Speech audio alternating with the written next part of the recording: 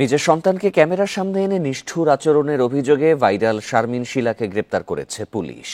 বৃহস্পতিবার রাতে সাভারের সমাজসেবা কর্মকর্তার কার্যালয় থেকে তাকে গ্রেপ্তার করা হয়। পুলিশ জানায় শারমিন শিলা একজন বিউটিশিয়ান ও কন্টেন্ট ক্রিয়েটর। বান্ডেল থাকলে প্রতি সেনমানিতে টাকা বাঁচবে। বিকাশ সেনমানি বান্ডেল কিনে জিতুন প্রতি লেনদেনে। সম্প্রতি তার একটি ভিডিওতে দেখা যায় নিজের শিশু সন্তানকে জোর করে খাওয়াচ্ছেন তিনি। ভিডিওটি শিশু নির্যাতনের শামিল দাবি করে প্রয়োজনীয় ব্যবস্থা নিতে জেলা প্রশাসক বরাবর আবেদন করে সামাজিক সংগঠন একাই ১০০। উপজেলা মহিলা বিষয়ক কর্মকর্তা কাজী ইসরাত জামান শিশু নির্যাতন দমন আইনে একটি মামলা করেন। ওই মামলায় গ্রেপ্তার করা হয় শারমিন শিলাকে।